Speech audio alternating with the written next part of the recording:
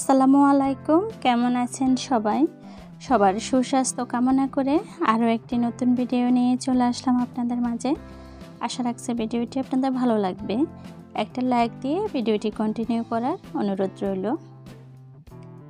এগুলা আমাদের কলা গাছের কলা, তো কাঁচকলা ছিল, এখন পেকে গেছে। তো অনেক দিন ধরে খেয়েছি পাকা কলা, এখন আর খাওয়া যাচ্ছে না, কারণ কলা একেবারে পেকে নরম হয়ে গেছে, নষ্ট হয়ে যাওয়ার পথে আছে। খাওয়া যখন যাবে না তাহলে শুধু শুধু নষ্ট করে কি করব। কলা দিয়ে তো কলা পিঠা বানালে খেতে অনেক মজা হয়, তো আপনাদের সাথে শেয়ার করব কলা পিঠা। কম বেশি আমাদের সবার বাসার মধ্যে কলা পেকে নষ্ট হয়ে যায়, কি করব এটা ভেবে ভেবে কলা পচে যায়। তা আজ থেকে আর কোনো ভাবনা নেই, এভাবে কলা পিঠা বানিয়ে নিলে ছোট বড় সবাই অনেক বেশি পছন্দ করবে আর খেতে অনেক বেশি মজা হয়। আপনারা একবার হলো ট্রাই করবেন। আমি যেভাবে পিঠা বানিয়ে নেব, শুরু থেকে শেষ পর্যন্ত ভিডিওটি দেখুন, তাহলে বুঝতে পারবেন আমি কিভাবে পিঠা বানিয়ে নিই।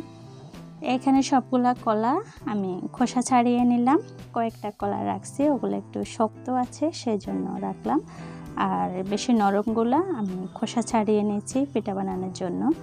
তো খোসা ছাড়িয়ে চটকিয়ে নিলাম, দেখুন একেবারে চটকিয়ে নিন যাতে একটু দানাদার দানাদার থাকে, ওরকমই।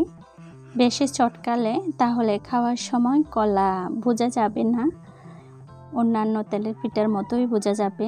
সেই জন্য এখানে পিঠা বানানোর জন্য আমি নিয়েছি চাউলের গুঁড়ি আর আটা, নিয়েছি কোরানো নারকেল। তবে এই পিঠাতে চাউলের গুঁড়ির পরিমাণই বেশি লাগে, যেহেতু কলা নরম, সেই জন্য আটা বা ময়দা যেটাই ব্যবহার করেন না কেন আপনারা, চাউলের গুঁড়ি যদি 2 চামচ দেন তাহলে 1 চামচ বা এর চেয়ে কম আটা বা ময়দা দিতে পারেন। এখানে আমি আটা ব্যবহার করছি, আপনারা আপনাদের হাতের নাগালে যেটাই থাকে ওটাই দিবেন, আটা বা ময়দা। দিয়ে দিলাম আমি এখানে 2 চামচ চাউলের গুঁড়ি, আর 1 চামচের চেয়ে কম দিয়েছি আমি আটা, আর স্বাদ মতো লবণ, সামান্য বেকিং পাউডার দিলাম আমি। সব কিছু দিয়ে আমি ভালো করে মেখে নেব। তবে আমি একেবারে গুঁড়ি দিলাম না, কারণ একবারে যদি দিয়ে দিই হয়তো বা বেশি হয়ে যাবে, বেশি হলে ডো শক্ত হয়ে যাবে, পিঠা খেতে ভালো লাগবে না, শক্ত শক্ত থাকবে। কলা পিঠাতে তো গুঁড়ি দিতে হয় চাউলের গুঁড়ি, কারণ কলা তো নরম, আমি তো বললামই আগে আপনাদের। আমি দিয়ে মেখে রাখবো রেস্টে, যে যত সময় রাখতে পারেন রেস্টে সময় ধরে, বেশি সময় ধরে থাকলে ভালো হয়। তা আমার ডোটা দেখে আপনারা বুঝতে পারছেন কেমন হয়েছে, একেবারে নরমও না আবার শক্তও না। রেস্টে রাখার পর আরও একটু নরম হয়ে যাবে। চলে আসলাম আমি পিঠাগুলা ভেজে নিতে। তো রেস্টে আপনারা যত সময় রাখেন, এখানে আমি প্রায় 1 ঘন্টার মতোই রেখেছি।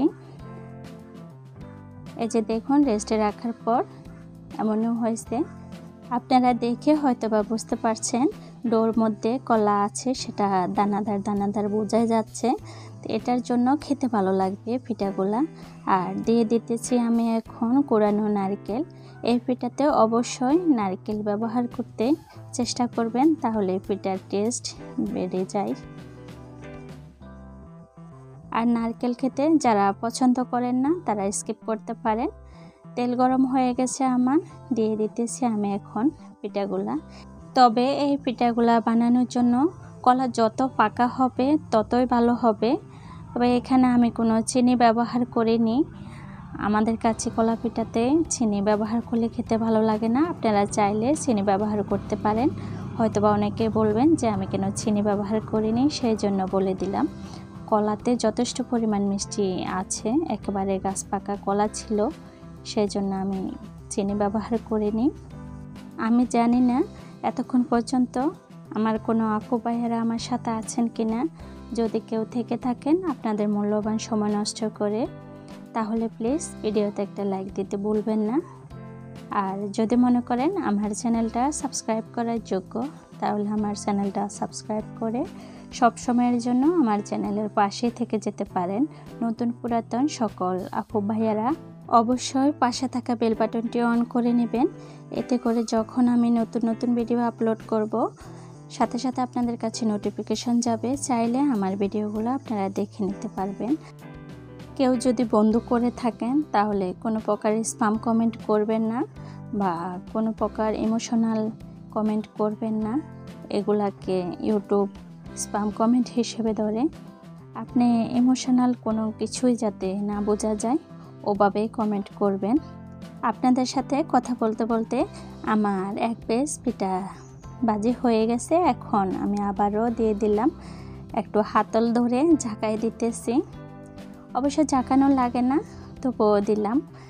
আমার হাতে হয়তো বা আপনারা দেখতেছেন চিকন একটা বাঁশের চেরা, তো এগুলা দিয়ে পিঠা নাড়াচাড়া করতে সুবিধা, সেই জন্য আমরা এগুলা তৈরি করে রাখি। হয়ে গেছে আমার পিঠা, দেখুন কেমন হয়েছে অবশ্যই কমেন্ট করে জানাবেন। আর পিঠাগুলো আমি ভেঙেও দেখাচ্ছি, আপনাদের ভাইয়া তো সাথে সাথেই খেতেছে। এই পিঠাগুলো গরম গরম খেতে অনেক মজা হয়, আপনারা একবার হলো ট্রাই করে দেখবেন। এই পিঠাগুলা খেতে অনেক বেশি মজা, ছোট বড় সবাই পছন্দ করে এই পিঠাগুলা। আমার সব পিঠা বানানো হয়ে গেছে, এখন আমরা গরম গরম সবাই খেয়ে নিলাম। দেখুন পিঠাটা কত পারফেক্ট হলো। অবশ্যই আমি ভেঙে আপনাদের ভালো করে দেখিয়ে দিতেছি। পিঠার ভিতরে যে কলা সেটাও বোঝা যাচ্ছে। আপনারা একবার হলো এই পিঠাটা ট্রাই করে দেখবেন, খেতে অনেক মজা। আজ এ পর্যন্ত, সবাই ভালো থাকবেন, সুস্থ থাকবেন। আল্লাহ যদি বাছাই রাখে অন্য কোনো দিনে নতুন কোনো ভিডিও নিয়ে চলে আসবো আপনাদের মাঝে। আসসালামু আলাইকুম।